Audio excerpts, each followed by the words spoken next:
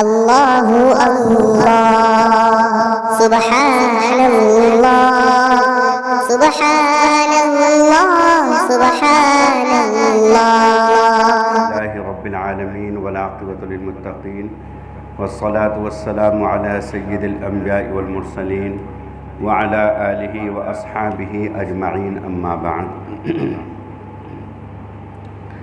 فاعوذ باللہ من الشیطان الرجیم بسم اللہ الرحمن الرحیم یا ایہا الذین آمنوا لا یسخر قوم من قوم عسى ان یکونوا خیرا منہم ولا نساء من نساء عسى ان یکن خیرا منہن صدق اللہ العلی العظیم۔ عزیز طلباء، معزز سامعین، آج کے اس دینی مجلس کا جو عنوان ہے وہ یہ ہے کہ بندہ اگر نیکی کر رہا ہے، صالحیت اختیار کر رہا ہے، یا کسی کو اللہ رب العزت نے اپنے فضل سے، حسن سے، خوبصورتی سے، شباب و جوانی سے اور اسی طریقے سے دولت مندی سے یا کسی عہدے سے نوازا ہے، یا اسی طریقے سے اللہ رب العزت نے اس کو کسی ایسی برادری میں پیدا کر دیا کہ جس کو دنیا کی نگاہوں میں اونچی برادری سمجھا جاتا ہے، مثال کے طور سے سیدوں میں پیدا ہو گیا، یا اسی طریقے سے جو شیوخ ہیں ان کے یہاں پیدا ہو گیا، اسی طریقے سے اور بعض برادریاں جن کو دنیا کی نگاہوں میں اونچا سمجھا جاتا ہے۔ تو اللہ رب العزت فرماتے ہیں کہ یہ کوئی ایسی چیز نہیں ہے کہ اس کی وجہ سے ایک طبقہ یا ایک جماعت یا کوئی ایک فرد یا اسی طریقے سے کوئی ایک ادارے والا یا تنظیم والا یا کوئی ایک جمعیت اور جماعت والا دوسرے طبقے کو حقارت کی نگاہ سے دیکھے۔ لا یسخر قوم من قوم عسى ان یکونوا خیرا منہم، کہ مسلمانوں کسی کے لیے درست نہیں ہے کہ ایک قوم اور ایک طبقہ کسی دوسری قوم کی مذاق بنائے۔ اللہ رب العزت فرماتے ہیں کہ بہت ممکن ہے کہ جس کی تم مذاق بنا رہے ہو، جس کو تم حقارت کی نگاہ سے دیکھ رہے ہو، ذلت کی نگاہ سے دیکھ رہے ہو، بہت ممکن ہے کہ اللہ رب العزت نے ان کے اندر وہ خیر اور بہترائی اور بھلائی رکھی ہو جو تمہارے اندر نہ ہو۔ اور عورتوں کو بھی یہ حق حاصل نہیں ہے کہ وہ دوسری عورتوں کا مذاق بنائیں۔ عام طریقے سے جو ذہین طلباء ہیں تو وہ تقریباً ہر جماعت میں ہیں، اور جو کمزور صلاحیت کے طلباء وہ تقریباً ہر جماعت میں ہیں، اور بعض طلباء ایسے بھی ہیں کہ جن کی زبان کے اندر لکنت ہے، کچھ کمی ہے، وہ سلاست اور وہ روانی نہیں ہے۔ تو وہ طلباء جو ذرا ذہین ہیں وہ دوسرے طلباء کو حقارت کی نگاہ سے دیکھتے ہیں، یہ کہ ان کا مذاق بناتے ہیں۔ لیکن اللہ رب العزت کے یہاں یہ معیار نہیں ہے۔ اصل سمجھنے کی بات یہ ہے کہ اللہ رب العزت کے یہاں معیار وہ ہے جو اللہ رب العزت سے ڈرے، خشیت اختیار کرے، نیکی اور صالحیت اختیار کرے، معیار وہ ہے، اور یہ خود مقبول نہ ہونے کی دلیل ہے۔ سمجھ لیجئے گا، یہ مقبول نہ ہونے کی دلیل ہے کہ آدمی دوسرے کے مذاق بنا رہا ہے، اس لیے کہ اگر اللہ کا نیک اور محبوب اور پسندیدہ بندہ ہوتا ہے تو دوسرے کی مذاق نہ بناتا۔ دوسرے کی مذاق بنانا یہ خود اس بات کی دلیل ہے کہ اللہ کے یہاں یہ مقبول نہیں ہے، اسی لیے تو دوسرے کی مذاق بنا رہے ہیں۔ اگر اللہ کے یہاں یہ بندہ معتبر ہوتا، اللہ کی نگاہوں میں یہ مقبول ہوتا، اچھا بندہ ہوتا، تو دوسرے کے مذاق ہرگز نہ بناتا۔ کبھی بھی آدمی کسی کو کسی حال میں دیکھے تو اس کو حقارت کی نگاہ سے نہ دیکھے، اس کو ذلیل نہ سمجھے۔ حضرت ذوالنون مصری رحمۃ اللہ علیہ بہت بڑے اللہ والے گزرے ہیں۔ حضرت ذوالنون مصری رحمۃ اللہ مصر کے رہنے والے تھے۔ ان کا واقعہ بیان فرماتے ہیں کہ ایک مرتبہ میں دریا کے کنارے غسل کر رہا تھا، میں نے دیکھا کہ خشکی کی طرف سے ایک بچھو دریا کی طرف بڑی تیزی کے ساتھ بڑھ رہا ہے۔ میں اس کی اس عجلت اور اس سرعت کو دیکھ کر کے حیران نہ گیا کہ دریا کی طرف بچھو آ رہا ہے، اور مجھے پتا تھا کہ دریا میں بچھو داخل نہیں ہوتا، بچھو خشکی کا جانور ہے، خشکی ہی میں رہتا ہے، دریا میں بچھو داخل نہیں ہوتا۔ اور ایک واقعہ بھی ہے کہ ایک مرتبہ ایک میت کو دفنانے کے لیے ایک بستی میں کچھ لوگ گئے، جس وقت میت کو رکھنے لگے تو میت کو رکھ کر کے جیسے ہی وہ کفن کی گرہ کھولی تو محسوس ہوا کہ کفن کے اندر کوئی چیز ہے، کفن حرکت کر رہا ہے۔ تو گھر والوں نے جو کفن ہٹا کر کے دیکھا تو انہوں نے دیکھا کہ ایک بچھو ہے کہ جس نے اس میت کی زبان کو ایسے پکڑا ہوا ہے، ایسے پکڑا ہوا ہے، اور یقینی طور سے اس سے یا تو چغل خوری ہوتی تھی یا غیبت ہوتی تھی یا گالی گلوچ ہوتی تھی کہ بچھو نے ایسے زبان کو ایسے پکڑا ہوا ہے۔ تو گھر کے ایک فرد نے ایک چھوٹا سا ڈھیلا اٹھا کر کے اس کو ایسے مار دیا تاکہ بچھو بھاگ جائے، اور بچھو قبر سے نکلا اور اس شخص کے پیچھے پیچھے ہو لیا۔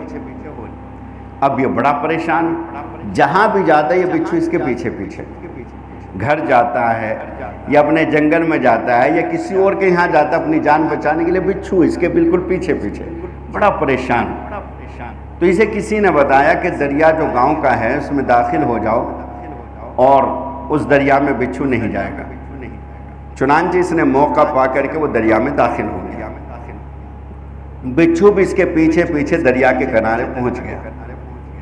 اب 1 گھنٹہ گزرا، 2 گھنٹے گزرے، بچھو تو اس انتظار میں ہے کہ یہ دریا سے نکلے، اور دریا میں داخل ہونے والا شخص اس انتظار میں ہے کہ یہ پریشان ہو کر کے واپس چلا جائے۔ بچھو انتظار میں بیٹھا ہوا ہے، وہ بچھو کے انتظار میں اندر پانی میں ہے۔ جب وہ نہیں نکلا اور اس کو 2-3 گھنٹے گزر گئے تو بچھو نے اس پانی کے اندر، جو دریا کا پانی ایک بڑا دریا ہے، تالاب ہے، اس پانی کے اندر ایک پھنکار ایسی ماری کہ پورے دریا کا جو پانی ہے وہ کھولنے لگا، اور اتنا تیز گرم ہوا کہ جس طریقے سے چولہے پر ہانڈی رکھ دی جائے اور ہانڈی میں پانی کو پکایا جاتا ہے، اس طریقے سے پورا کا پورا پانی شدید گرم ہوا، اور اس قدر تیز ہوا کہ وہیں تڑپ تڑپ کر کے اسی نے دریا میں جان دے دی۔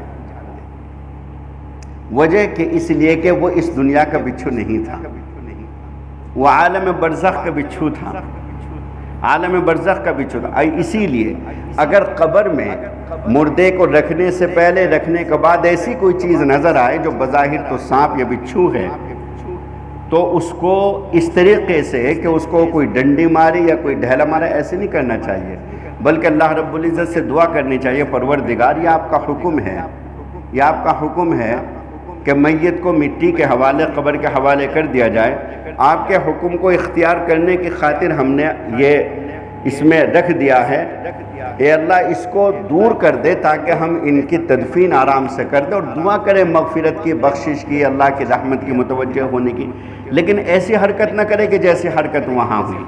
اس میں بڑی احتیاط کی ضرورت ہے، اس لیے کہ وہ عالم برزخ کی چیزیں ہوتی ہیں۔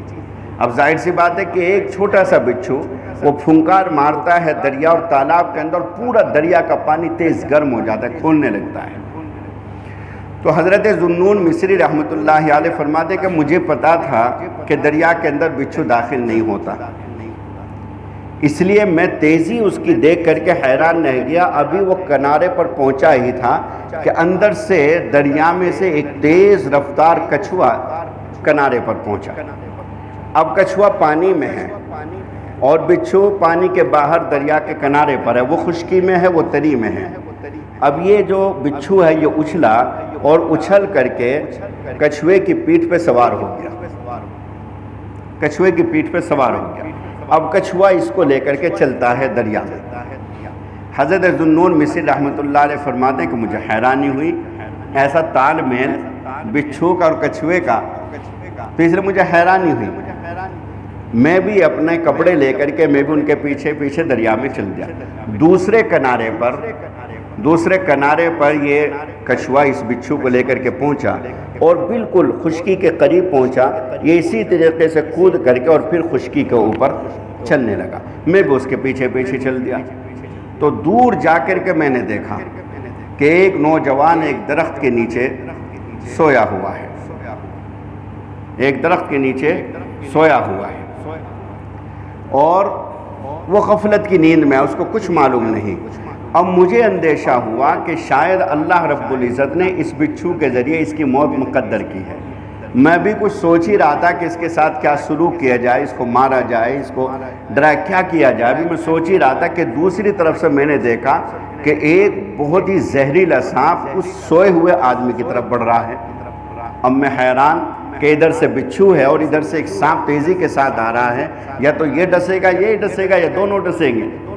تو ابھی وہ سانپ اس نوجوان کے قریب آ کر کے اس کو ڈنک مارنے ہی والا تھا کہ بچھو نے اچھل کر کے اور اس سانپ کا یہاں سے منہ پکڑ لیا ایسے، اور اپنا پورا کا پورا زہر، جبکہ سانپ خود زہریلا ہوتا ہے، اپنا پورا کا پورا جو زہر ہے وہ اس کے اندر منتقل کر دیا، اور وہ جو بڑا زہریلا سانپ تھا وہیں مر گیا۔ اور بچھو واپس وہیں کنارے کی طرف بڑھا جہاں کچھوا اس کا منتظر تھا، اور اسی طریقے سے وہ کچھوے کی پیٹھ پہ سوار ہوا اور واپس دریا کے کنارے، دوسرے کنارے پر وہ کچھوا اس کو لے کر کے آیا اور وہیں لے جا کر کے اتار دیا۔ میں نے خیال کیا کہ یہ اللہ کا کوئی بہت نیک بندہ ہے، یہ نوجوان کوئی اللہ کا بڑا نیک اور صالح بندہ ہے کہ اللہ رب العزت نے کیسے انتظام کیا اس کی حفاظت کا، کیسے اس کو بچایا سانپ کے ڈسنے سے، تو اس کے قریب جا کر کے اور اس سے مجھے دعا کرانی چاہیے۔ میں جو اس کے قریب گیا تو میں نے دیکھا کہ وہ سویا ہوا نوجوان وہ سویا ہوا نہیں تھا، بلکہ شراب کے نشے میں دھت پڑا ہوا تھا، شراب کے نشے میں دھت پڑا ہوا تھا۔ مجھے بڑی حیرانی ہوئی کہ کس طریقے سے اللہ رب العزت نے اس کی حفاظت کا بندوبست کیا۔ میں نے اس کو اٹھایا اور اٹھا کر کے میں نے کہا کہ بندہ خدا، تو اپنے رب کو بھول کر کے شراب پی کر کے اللہ کی نافرمانی اور بغاوت اور سرکشی کر کے کس طریقے سے مست پڑا ہوا ہے، اور تیرا رب کس طریقے سے تیری حفاظت کر رہا ہے۔ اور میں نے پورا واقعہ اس نوجوان کو سنایا، اسے بڑا احساس ہوا اور اس کے بعد اس نے سچی توبہ کی، حضرت ذوالنون مصری رحمۃ اللہ علیہ کے مریدین اور ان کے لوگوں میں شامل ہوا اور اللہ کے یہاں پکی سچی توبہ کر کے اللہ کا نیک اور صالح بندہ بن گیا۔ تو اب دیکھیے کہ ایک شراب کے نشے میں پڑا ہوا نوجوان ہے، لیکن اللہ رب العزت کے یہاں اس کی کون سی نیکی ایسی اللہ کو پسند آئی کہ اللہ نے اس کی حفاظت فرمائی۔ اس لیے میرے پیارے بچوں، کسی کو کسی بھی حال میں دیکھ کر کے آدمی کو حکم نہیں لگانا چاہیے۔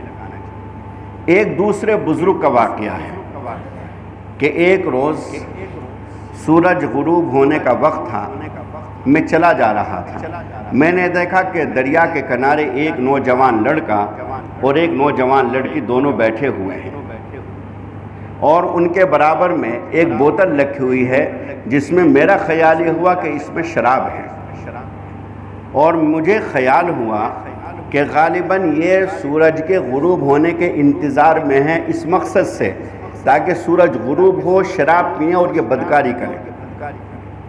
تو مجھے اندر سے تقاضا ہوا کہ میں جا کر کے ان کو سمجھاؤں، میری ذمہ داری ہے کہ میں ان کو سمجھاؤں۔ چنانچہ میں ان کے قریب گیا اور میں نے قریب جا کر کے ان کو سمجھانا شروع کیا کہ اللہ کے بندو، اللہ سے ڈرو، اب تم سورج کے غروب ہونے کے انتظار میں ہو، تاکہ سورج غروب ہو تم شراب پیو اور شراب پی کر کے اور تم بدکاری میں مبتلا ہو جاؤ۔ وہ نوجوان کہنے لگا کہ اللہ کے بندے تو اللہ سے ڈر، اللہ کے بندے تو اللہ سے ڈر، تو ہم سے بدگمان، اور ہم دونوں بہن بھائی ہیں، حقیقی بہن بھائی ہیں، اور سورج کے ڈوبنے کے انتظار میں اس لیے ہیں کہ ہم دونوں کا روزہ ہے، سورج کے ڈوبنے کے انتظار میں اس لیے کہ ہم دونوں کا روزہ ہے، تاکہ سورج غروب، اور جس بوتل میں آپ شراب کریں اس بوتل میں زمزم ہے، اس بوتل میں زمزم ہے، تاکہ ہم زمزم سے اپنے روزہ کا افطار کر دیں۔ تو فرماتے کہ مجھے اس قدر شرمندگی، اس قدر ندامت ہوئی کہ اللہ، کیا بندے کے دل میں کیا طے ہے، اور تیرے جو معاملات ہیں بندوں کے ساتھ وہ کیسے، میں کیا سوچ رہا ہوں ان دونوں کے بارے میں اور ان کا کیا حال ہے۔ دونوں بہن بھائی ہیں، دونوں روزے سے ہیں، سورج کے غروب ہونے کے انتظار میں ہیں، زمزم اس بوتل میں رکھا ہوا ہے، زمزم سے وہ روزہ افطار کرنا چاہتے ہیں۔ تو اس لیے کسی کی ظاہری حالت دیکھ کر کے حکم نہیں لگایا جا سکتا۔ شیخ عبد القادر جیلانی رحمۃ اللہ علیہ کا واقعہ میں نے ایک مرتبہ سنایا تھا۔ حضرت شیخ عبد القادر جیلانی رحمۃ اللہ علیہ بڑے اللہ والے، بہت اونچے درجے کے بزرگ ہیں اور عالم بھی بہت بڑے ہیں۔ عام طریقے سے حضرت خواجہ معین الدین چشتی، حضرت خواجہ نظام الدین اولیاء، حضرت خواجہ عبد القادر جیلانی وغیرہ جتنے، شیخ شہاب الدین سہروردی، شیخ بہاؤالدین نقشبندی، ان تمام حضرات کے بارے میں صرف یہ سمجھا جاتا ہے کہ یہ بزرگ تھے۔ بزرگ کے ساتھ ساتھ یہ بڑے عالم بھی تھے۔ ان کے علم کا ایک واقعہ ہے کہ ایک مرتبہ جنگل میں چلے جا رہے تھے شیخ عبد القادر جیلانی، ان کو شدت کی پیاس لگی۔ شدت کی پیاس لگی شیخ عبد القادر جیلانی کو، اور دور دور تک پانی کا نام و نشان نہیں، یہ پریشان ہوئے۔ تو ایک ہلکا سا بادل آیا اور اس بادل میں سے ایک ہاتھ ظاہر ہوا۔ اس ہاتھ میں ایک شاندار قسم کا سونے کا کٹورا تھا، اور اس سونے کے کٹورے میں بڑا صاف شفاف پانی تھا۔ کوئی ہوتا ہمارے تمہارے جیسا، کہتا کہ آج اللہ نے میری نیکی کو قبول کر لیا، اللہ نے میری نیکیوں کو قبول۔ دیکھو اللہ نے کرامت ظاہر فرما دی۔ شرعی حکم کیا ہے اس کے اوپر نظر نہیں۔ تو حضرت شیخ عبد القادر جیلانی رحمۃ اللہ علیہ سمجھ گئے کہ یہ کوئی فرشتہ نہیں ہے، نہ اللہ کا بھیجا ہوا، یہ شیطان ہے۔ اس لیے کہ سونے کے برتن میں کھانا پینا، سونے اور چاندی کے برتن میں دنیا میں کھانا پینا جائز نہیں۔ آخرت میں اللہ دیں گے ان تمام چیزوں میں، لیکن دنیا میں سونے کے برتن کا استعمال جائز اور درست نہیں، نہ مردوں کے لیے نہ عورتوں کے لیے، سونے اور چاندی کے برتن۔ تو میں سمجھ گیا۔ تو حضرت شیخ عبد القادر جیلانی نے فرمایا کہ مردود شیطان یہاں سے دور ہو جائے۔ تو جیسے ہی وہ دھواں تحلیل ہوا تو اس دھوئیں میں سے آواز آئی کہ عبد القادر آج تیرے علم نے تجھے بچا لیا، آج تیرے علم نے تجھے بچا لیا۔ شیخ عبد القادر جیلانی نے فرمایا کہ ظالم، میرے علم نے مجھے نہیں بچا، میرے رب کے فضل نے مجھے بچا لیا۔ پہلا حملہ تھا، پہلا حملہ شریعت کی روشنی میں اللہ نے ان کو بچا لیا، اور دوسرا حملہ اس سے بھی زیادہ خطرناک تھا کہ آج تیرے علم نے تجھے بچا لیا۔ فرمایا نہیں، میرے علم نے نہیں، ظالم میرے رب کے فضل نے مجھے بچا لیا۔ تو اونچے درجے کے عالم بھی تھے اور بزرگ بھی تھے حضرت شیخ عبد القادر جیلانی رحمۃ اللہ علیہ۔ حج کے لیے ارادہ کیا، حج کے لیے چل دیے۔ مریدین بہت سارے ساتھ ہو گئے۔ آج کل تو زیادہ مقبول ترین حج عمرہ اسی کو سمجھا جاتا ہے کہ اگر کوئی بزرگ جا رہا ہے اس کے ساتھ جائیں گے، حضرت کے ساتھ جائیں گے، حضرت کے ساتھ جائیں گے، حضرت کی مجلس میں بھی رہیں گے۔ اور وہاں جانے کے بعد بھی تلاش کی جاتی ہے کہ فلاں ہوٹل میں فلاں حضرت ٹھہرے، چلو وہاں ملاقات کرتے ہیں، فلاں جگہ فلاں ٹھہرے، چلو وہاں ملاقات۔ اتفاقی اگر ملاقات ہو جائے، میرا اپنا یہ نظریہ ہے کہ اتفاقی ملاقات ہو جائے تو بہتر ہے، ورنہ تو وہاں جس کی تلاش میں بندہ جا رہا ہے وہی تلاش کرے، وہ جس کی تلاش، وہاں رب کو تلاش کرنے کے لیے جا رہا ہے۔ رسول پاک صلی اللہ علیہ وسلم سے بڑا پیر کون ہو سکتا ہے، ان سے بڑا بزرگ کون ہو سکتا ہے، ان سے بڑا ولی کون ہو سکتا ہے؟ سید الانبیاء ہیں، سید المخلوقین ہیں، اور یہ اہل سنت والجماعت کا عقیدہ ہے۔ یہ عقیدہ ہے کہ رسول پاک صلی اللہ علیہ وسلم اپنی قبر میں زندہ ہیں، اپنی قبر میں رسول پاک صلی اللہ علیہ وسلم زندہ ہیں۔ جب بندہ وہاں جاتا ہے اور کہتا ہے الصلاۃ والسلام علیک یا رسول اللہ، تو رسول پاک صلی اللہ علیہ وسلم باقاعدہ جواب دیتے ہیں۔ اور سید احمد رفاعی کا وہ قصہ کہ باقاعدہ رسول پاک صلی اللہ علیہ وسلم کا دست مبارک جالیوں میں سے ظاہر ہوا مسافے کے لیے۔ اور ایسے بہت سارے واقعات ہیں جو اس بات کے اوپر شہادت دیتے ہیں کہ رسول پاک صلی اللہ علیہ وسلم اپنی قبر میں زندہ ہیں۔ وہ نور الدین زنگی کے زمانے کا واقعہ کہ جب دو یہودیوں نے سرنگ کھود کر کے رسول پاک صلی اللہ علیہ وسلم کے جسم مبارک کو نکالنے کی کوشش کی تو پیر نظر آنے لگے۔ جب وہ سرنگ میں نور الدین زنگی اندر پہنچے تو قدموں کی طرف سے پیر نظر آ رہے تھے، ان کو چوما، ان کو اپنے سینے سے لگایا، اپنی آنکھوں سے لگایا، اپنے سر کے اوپر رکھا، اور اس کے بعد پھر اس کو بند کرایا۔ تو بہرحال نور الدین زنگی کا وہ مستقل ایک واقعہ ہے، انشاءاللہ کبھی کوئی موقع ہوگا تو میں سناؤں گا تفصیل کے ساتھ۔ تو رسول پاک صلی اللہ علیہ وسلم اپنی قبر میں حیات ہے، زندہ ہے، یہ اہل سنت والجماعت کا عقیدہ ہے۔ تو وہاں جا کر کے اسی کو تلاش کیا جائے جس کو تلاش کرنے کے لیے گئے ہیں۔ ہاں اتفاقیہ ملاقات ہو جائے تو اس میں کوئی حرج نہیں ہے۔ ہماری ملاقات مدینہ منورہ میں منظور مینگل صاحب سے ہوئی، اور مکۃ المکرمہ میں دوران طواف حضرت پیر فقیر ذوالفقار نقشبندی سے ہوئی۔ تو اتفاقیہ ملاقات، لیکن مستقل وہاں کہ چلو فلاں وہاں سے آئے ہوئے ہیں، چلو وہاں ملاقات کرتے ہیں، وہ فلاں وہاں ہندوستان کے فلاں عالم آئے ہوئے، چلو وہاں، ان سے تو ملاقات کسی اور جگہ بھی ہو سکتی ہے۔ جس سے اصل ملنے کے لیے گئے ہیں، یعنی کہ رب سے اور رب کے حبیب صلی اللہ علیہ وسلم سے، ان کو ہی تلاش کیا جائے۔ تو بہرحال شیخ عبد القادر جیلانی رحمۃ اللہ علیہ کے ساتھ ہزاروں کا مجمع ساتھ ہو لیا تاکہ وہ بھی حج کے لیے جائیں۔ اب حضرت نے ان کو جانچنا شروع کیا کہ ان میں مخلص اور سچے کتنے ہیں، چونکہ جس کا دسترخوان وسیع اور کشادہ وہی اتنا بڑا پیر، جس پیر کا دسترخوان جتنا کشادہ اور جتنے دسترخوان پر جتنی انواع کے کھانے ہیں، کوفتے بھی ہیں اور صاحب کباب بھی ہیں، بریانی بھی ہے، قورمہ بھی ہے، ساری چیزیں، سمجھو وہ بہت بڑا بزرگ ہے۔ اور اگر کوئی اللہ کا نیک بندہ بزرگ سیدھا سادہ ہاتھ میں تھیلا ہے، بسوں سے سفر کرتا ہے، تو وہ بزرگ نہیں ہے، عوام کی نظروں میں بزرگ نہیں ہے۔ بزرگ وہ ہے جس کے 2-4 خدام ہوں اور جس کی بڑی سی گاڑی ہو، بڑی سی گاڑی ہو، 2-4 خدام اس کے ساتھ ہر وقت رہتے ہوں، بڑے بڑے سیٹوں کے یہاں جس کا قیام ہوتا ہو، جس کے یہاں دعوتیں ہوتی ہوں، سمجھ لیجئے گا وہ بڑا بزرگ ہے۔ اور اگر کوئی اللہ کا نیک اور صالح بندہ سیدھا سادہ ایسا ہے کہ جس کو کوئی نہیں پوچھتا، تو عوام کی نظر میں وہ بزرگ نہیں ہے۔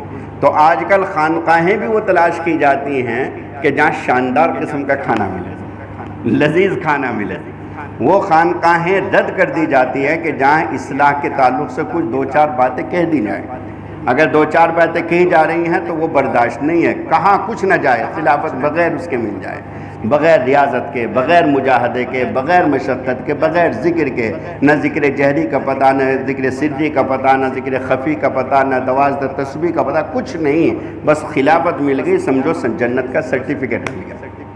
یہ حال ہو گیا۔ تو شیخ عبد القادر جیلانی رحمۃ اللہ علیہ کے ساتھ 1000 کا مجمع چل گیا۔ حضرت شیخ عبد القادر جیلانی رحمۃ اللہ علیہ نے ایک شہر میں سے جب گزر ہوا حضرت شیخ کا، تو وہاں ایک حلوائی کی دکان تھی، ایک حلوائی کی دکان تھی، وہاں انہوں نے حلوہ لیا اور سارا کا سارا حلوہ لے کر کے خود بھی کھایا، اپنے مریدین کو بھی کھلایا۔ وہاں حلوے کی دکان پر جو بچہ تھا، جب اس نے پیسے مانگے تو پیسے منع کر دیے، اس نے تقاضے کے ایک تماچا مارا کھینچ کر، اب وہ رونے لگا۔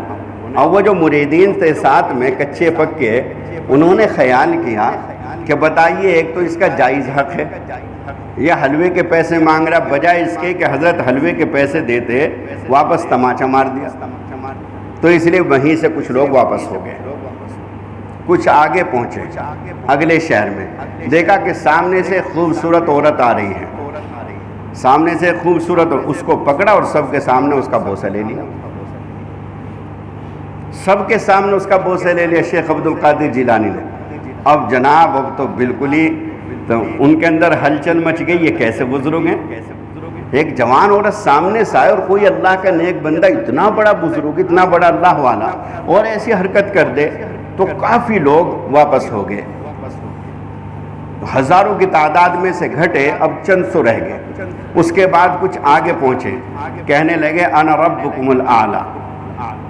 اب تو جتنی کسر تھی وہ ساری کی ساری ختم ہو گئی، سمجھ لیجئے چند تھے، یعنی کہ 10 15 20 جو رہ گئے، ورنہ تو وہ ہزاروں کا مجمع سب واپس ہو گیا کہ اب تو گنجائش ہی نہیں رہی۔ اب تو انہوں نے کہہ دیا کہ میں تمہارا سب سے بڑا رب ہوں، انا ربکم الاعلی۔ جو فرعون نے دعویٰ کیا تھا انا ربکم الاعلی، وہی دعویٰ حضرت کر رہے ہیں کہ میں تمہارا سب سے بڑا رب ہوں۔ اب سب واپس ہو گئے، صرف وہ چند تھے، 15 20 رہ گئے۔ اب وہ تھے مخلص، وہ تھے سچے، وہ تھے مضبوط، اپنی جگہ مکمل طریقے سے کہنے لگے کہ حضرت ہمیں اس بات کا یقین ہے کہ آپ کا کوئی بھی کام خلاف شریعت تو کیا خلاف سنت بھی نہیں ہوتا، لیکن یہ تینوں واقعے ایسے ہوئے کہ جنہوں نے ہمارے اندر بھی ہلچل پیدا کر دی، ہم بھی لرز گئے، لیکن ہمیں یقین ہے کہ کوئی نہ کوئی اس میں مصلحت ہوگی، ذرا اس کی آپ وضاحت فرما دیں۔ حضرت نے فرمایا کہ پہلے شہر میں جو دکان تھی وہ میری ذاتی دکان ہے، اور اس کے اوپر میرا غلام بیٹھتا ہے، اور وہ بچہ میرے غلام کا بیٹا تھا، لہذا وہ بھی میرا ہی غلام ہے، اور اس حلوے کو کھانا میری ملکیت ہے، میں چاہے خود کھاؤں چاہے کسی کو کھلاؤں، اور اس کو ہلکا سا مار دینا بچے کو میرا بچہ ہے، تو اس لیے کوئی حرج نہیں۔ بات سمجھ میں آئی؟ اور دوسرا جو واقعہ پیش آیا دوسرے شہر میں، میری باندی تھی، باندی کے لیے پردہ لازم نہیں ہے، باندی کے لیے پردہ لازم نہیں ہے، وہ میری باندی تھی۔ اور اس کے بعد جو تیسرے نمبر پر میں نے کہا انا ربکم الاعلی، میں سورہ نازعات کی تلاوت کر رہا تھا، میں سورہ نازعات کی تلاوت کر رہا تھا، تلاوت آہستہ آہستہ کرتے کرتے میں نے فقال انا ربکم الاعلی، ذرا بلند آواز سے پڑھ دے، جائز ہے کہ آدمی آہستہ آہستہ تلاوت کر رہا ہے، بلند آواز سے شروع کر دے، بلند آواز سے کر رہا ہے تو آہستہ آواز سے شروع کر دے، دونوں شکلیں جائز ہیں۔ اگر تلاوت آہستہ آہستہ چل رہی ہے، بلند آواز سے فوراً کسی آیت کو پڑھ دے، کوئی حرج نہیں، اور اگر بلند آواز سے چل رہی ہے تلاوت تو آہستہ آواز سے شروع کر دے، جائز ہے۔ تو ان کے واقعے سمجھ میں آیا۔ تو سچی بات ہے یہ میرے دوستو عزیزو کہ آج کل کا ماحول ایسا ہے کہ جہاں کسی کی طرف سے کوئی بات دیکھی فوراً اس سے بدگمان ہو جانا۔ ایک بات اور میں تمہیں بتاتا ہوں بچوں، کہ یہ جو ویڈیو اور یہ جو تحریرات آتی ہیں، چونکہ آپ لوگ جب گھر جاتے ہیں تو واٹس ایپ وغیرہ بھی چلاتے ہیں، اسی طرح جو بستی کے حضرات ہیں، تو کوئی بھی ویڈیو آئے گی صحیح طریقے سے نہ اس تحریر کو پڑھیں گے، نہ صحیح طریقے سے اس ویڈیو کو دیکھیں گے، اور بس اس کو سب سے پہلے وائرل کریں گے۔ اب اس کی حقیقت کیا ہے، کس نے وہ بھیجی ہے، کس کے بارے میں ہے، کیا اس کا مطلب ہے، کچھ نہیں، بس اس کو فوراً دیکھیں گے بھی نہیں مکمل، اس کو پڑھیں گے بھی نہیں، کیوں؟ اس لیے کہ لمبی تحریر ہے، جب تک اس کو پڑھیں گے تب تک تو بہت ساری تحریرات بھیجیں گے۔ اتنے وقت میں جتنے وقت میں اس کو پڑھا جائے گا تو کون پڑھے گا اس کو اتنی بڑی تحریر کو؟ تو اس لیے بجائے اس کو پڑھنے کے فوراً اس کو وائرل کر دیں گے۔ یہ انتہائی درجے کی بیماری ہے، یہ حماقت اور نادانی اور بیوقوفی۔ اور ایک بات اور سمجھ لیجئے، اگر کسی کا عیب ہے، کسی کی کوئی برائی ہے، کسی کی کوئی خطا اور غلطی ہے، چاہے وہ سہون ہے، خطا سے کیسے بھی ہے، اور تمہارے پاس وہ ویڈیو یا آڈیو آ جائے تو بچوں تمہاری ذمہ داری یہ بنتی ہے کم از کم تم اپنے موبائل سے کسی اور کو نہ بھیجو۔ ہمیں چاہیے کہ ہم اپنے موبائل سے کسی اور کو اس برائی کو ہم نہ پھیلائیں، ہماری ذمہ داری نہیں ہے کہ اس کو ہم پھیلائیں، اس کو ہم آگے بھیجیں۔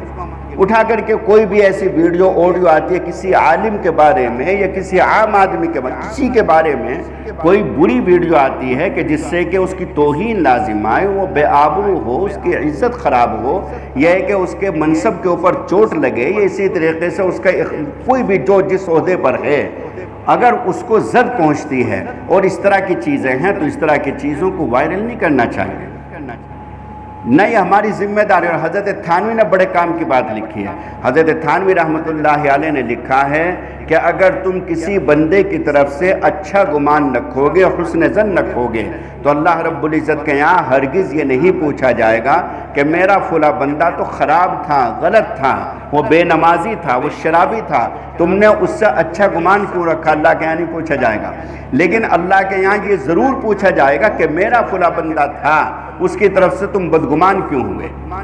اس کے ظاہری احوال دیکھ کر کے تم نے بدگمانی کیوں؟ اس کے بارے میں ضرور تم سے سوال کیا جائے گا۔ تو اس لیے ظاہری احوال کو دیکھ کر کے آدمی فوراً بدگمان نہ ہو۔